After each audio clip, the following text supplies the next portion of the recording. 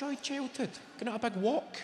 Just showing up at your mate's door. Get in for your mate. Get in for somebody. Just battering the letterbox unannounced.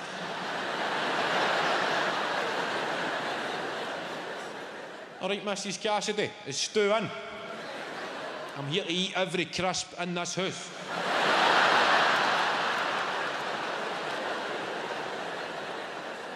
His name's Stuart, Kevin. Where is he? Stubstar! That's when you discovered the love you had for your own family. I see the wee dweebs. I actual hate my mum and dad. Fucking get the house then. A sleepover. That's when you discovered how much you loved your own mum and dad. When you went and spent an evening in another family. That was an eye-opener. We need that. The kids are too busy online. They're not socialising to this level. You need to go and spend time in another house. Discover you've got it good. That Saturday morning, returning home to your own house after a sleepover. Just want to cuddle your mum and dad. As if you just served in Afghanistan. Mum. Dad, bring it in, big guy. I know I don't tell you a lot, but I love you. The Cassidys are fucking weirdos.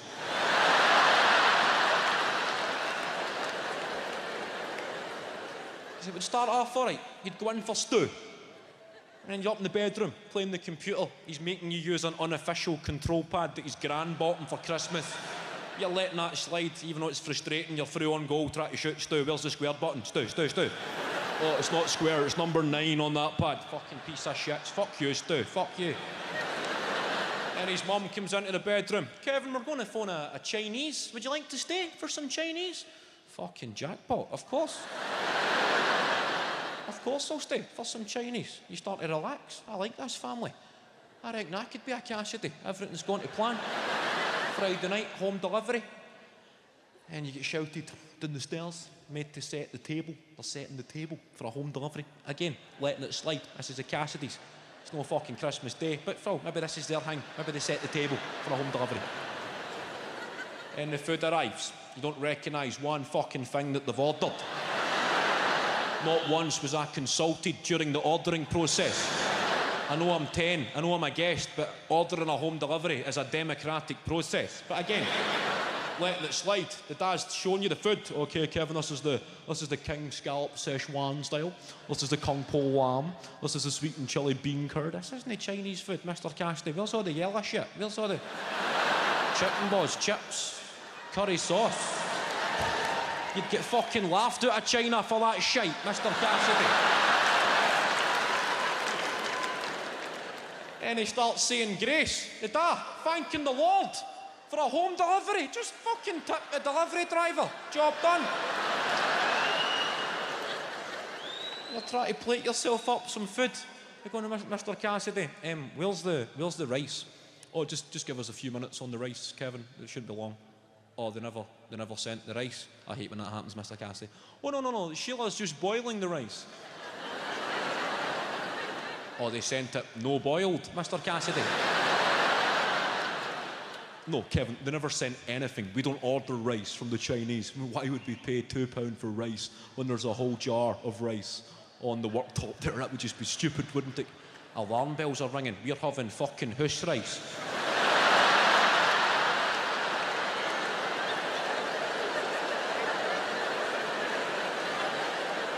With a home delivery on a Friday night, we're having it with house rice. The evenings took a sinister turn, glaring across the table at wee Stu. I'm going to fucking expose you. This is going to finish you, Stu. In school on Monday. This will be your nickname for eternity. Wee house rice. Even if you're driving a Ferrari. Oh, he's driving a Ferrari, is he? Who? House rice.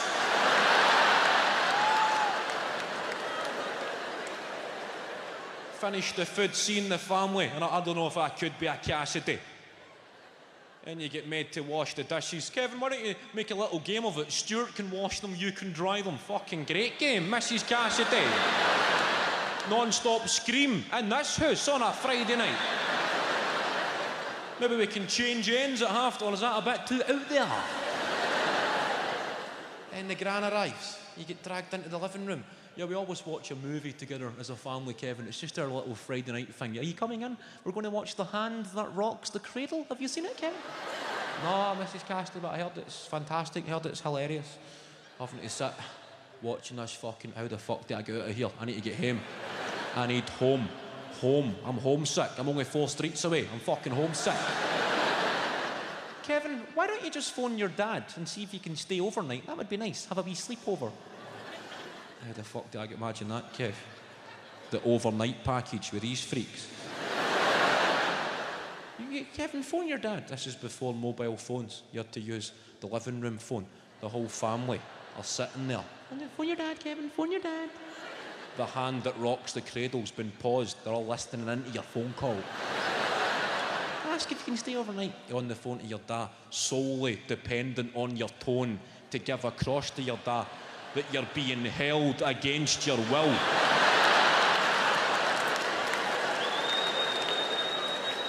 This is going to take an acting performance, Kev. We need out of here. This isn't a family. This is a cult. Phone your dad, Kevin. Phone my dad. Trying to get a bit of lump in the throat going. Hold on, my dad hears I'm crying. Comes and rescues me. Where are you, Kevin? I'm going to come and I'll fucking do him. Where are you? Where are you? It's ringing, it's ringing. Hi, Dad? Dad, is it all right if I stay overnight at Stuart Cassidy's house? Of course it is, Kevin. You have a great night. Your dad's no fucking getting it at all. Dad, are you sure I've got no plans in the morning? I thought I had some plans. Do you know, say something about I had something on. Nothing on in the morning, Kevin. It's a Saturday morning and you're fucking 10 years old, pal. No plans.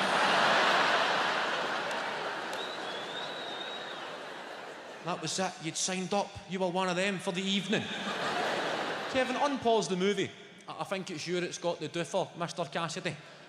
It's me who's got the what? The doofer. The doofer. Is that what you call the remote control? The doofer? He's fucking laughing. The maw's laughing. The whole family, wee Hoose Rice, is laughing. They're all laughing at you.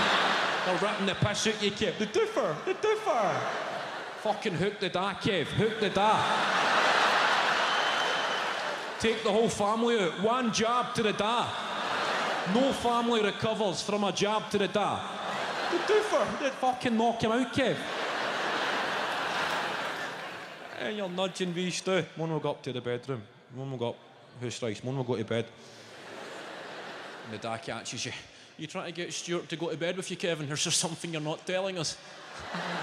You're on thin ice, Mr. Cassidy, you old bastard. Eventually, up to the bedroom, wee Hoose Rice just goes to sleep straight away. You're left alone on his floorboards inside a Scooby-Doo sleeping bag. You haven't even got a pillow, you've got a cushion off the couch with a zip on your neck. You haven't to turn it.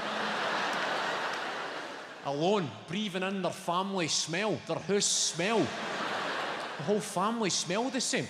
I recognise that smell. That's the way he smells when I sit beside him in school. I wonder if he stunk out the house or the house stunk him out. I wonder what came first. Listening to these noises. How fucking loud is your bedroom clock, Hoose Rice? Ticking away every second of this torture. I need out of here. I wonder what time I can leave here. Do you think 5 in the morning's a bit early? That's the target, Kev. 5 in the morning. Anybody catches you trying to leave. You're not going to stay for breakfast, Kevin. I wonder what you get for breakfast on this shithole. Wonder. What would you like for your breakfast, Kevin? Oh, maybe some eggy bread. Eggy bread? Is that what you call French toast? Oh, that shite starts again. Oh, the fucking Hoose Rices, he's laughing at you. You're not going to stay, Kevin. We're going to have Alpen. Do you like Alpen? Yes, Mrs. Cassidy. I love nothing better on a Saturday morning than a big bowl of Alpen. That's what gets me through the week. Get something in that frying pan, you fucking boot. And I was shocked. I looked around my public pool on this Wednesday afternoon and I noticed that in a public swimming pool on a Wednesday afternoon there are 3 kinds of people. I'm going to be honest here. Bit of honesty here. 3 kinds of people in a public pool on a Wednesday afternoon. I've seen toddlers, right? Toddlers. Paedophile. And the mentally handicapped. No, I felt self-conscious. It's pretty obvious. I am not a toddler.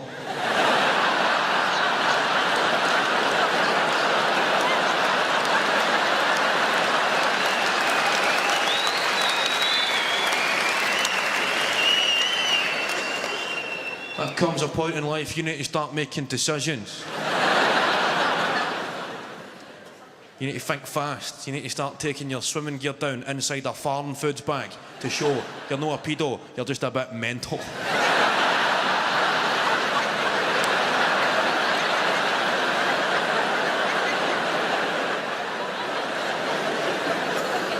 Try to cut a swimming cap out of a farm foods bag.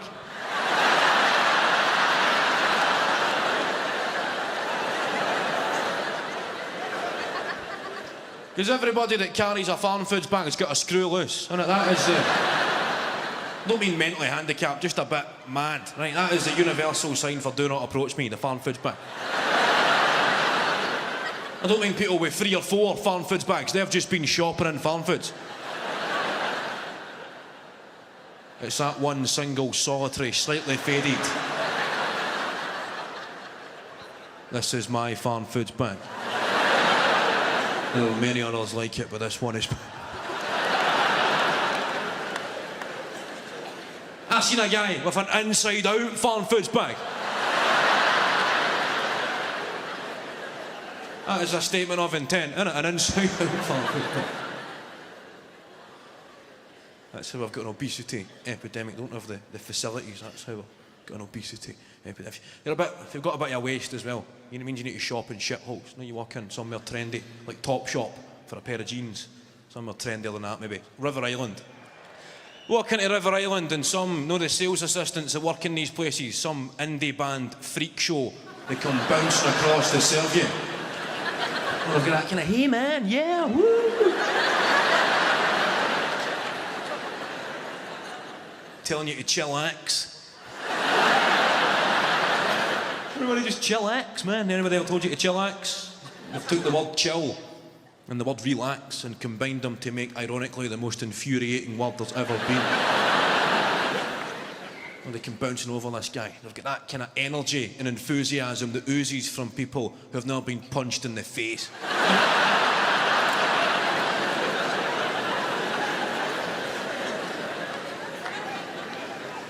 But you require this guy's assistance. You're in Topshop, they sell jeans.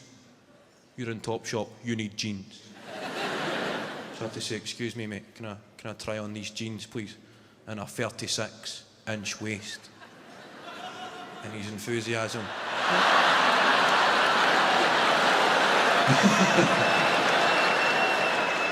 Was that you? Good to see you again. Hey, 36-inch. Try a 38.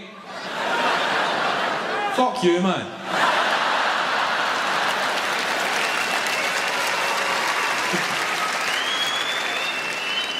Ask the guy, try the jeans on, and a 38-inch waist. Good call, right? Shut up. 38-inch waist. Regardless, 36, 38-inch waist. You say to the guy, can I try these jeans on? And a 40-inch waist. 38-inch waist, and the guy, his enthusiasm just drains. Right? And he looks at you, appalled. Well, that way you would look at somebody if they just took a shite in your kettle.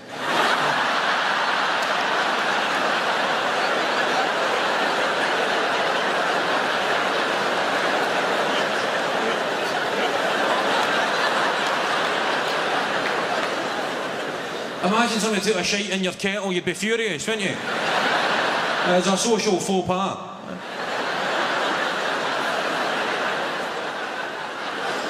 You just shite in the kettle.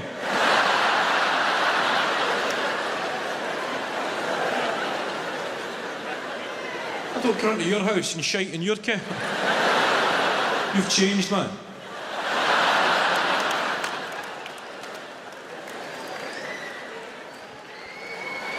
Shiting in kettle. So I started shopping in proper shithole clothes shop. You don't get judged in a proper shithole clothes shop. I was in a place called Dunn's Stores. It's the hot new up-and-coming shithole clothes shop on the scene. Somewhere between Primark and shoplifting.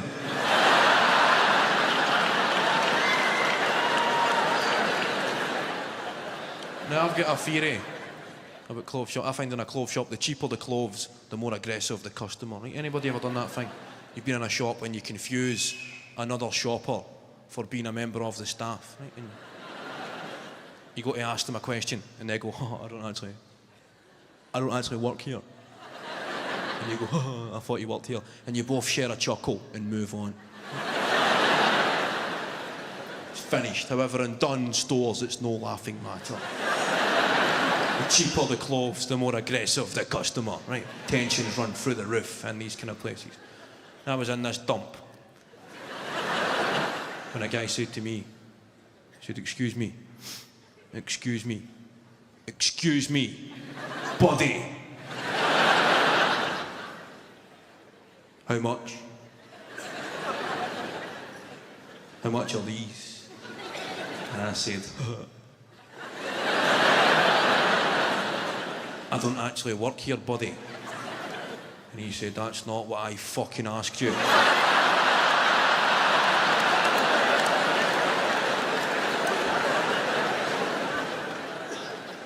Done. That was my first ever job, part-time job. I used to work in TK Maxx. Thank you, TK Maxx. I was in charge of the changing rooms. That was my job. I was the guy that would count your items and then give you a number.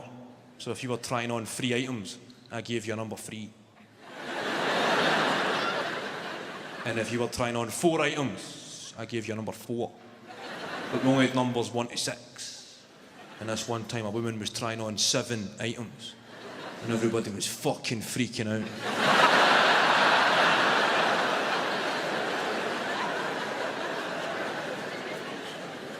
I said, calm ourselves here, let's just calm ourselves. Give me the 6. Give me the 1. Problem solved. I try and stay open-minded. I try and understand the generations behind me and all that. I try and stay woke. It's just hard. It's hard to keep up with the constant software updates. There's always something new. Like, I'm helping my mum, right? My mum is in the process of moving house, right? And we found a box in my mum's loft, right? A box, we're clearing out all the old shit. Found a box full of my old school books. And a bit of nostalgia got the better of me. And I'm looking through all my old school books. And on the front, one of the school books, there was graffiti. And it said, this might be a bit Scottish, but I will translate. Right? It said that your ma, right? You get that? It said that your ma's got boz, right? Boz or balls. It said your ma's got boz and your dad loves it. Now this was a very common insult in Glasgow in the late 90s, but I'm now reading it in 2023, thinking how this has aged beautifully into an empowering, uplifting message of self-acceptance. If I showed that to Owen's generation, they would get fucking emotional. Go on.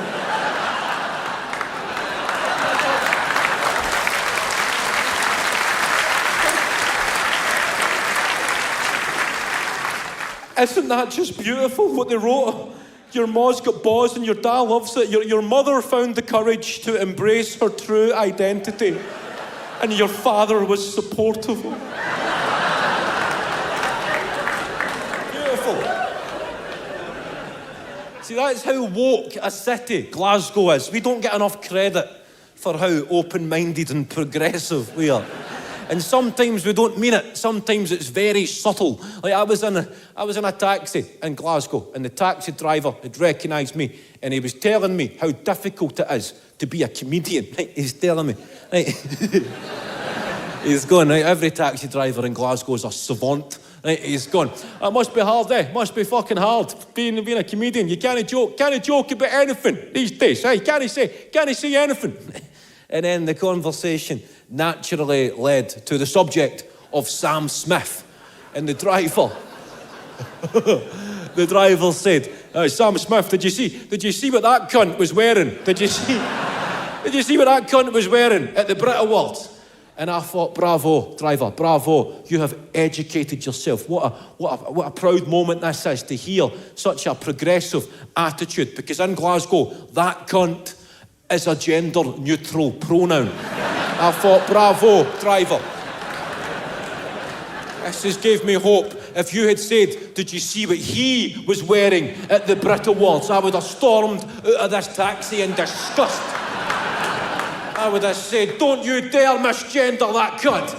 How dare you?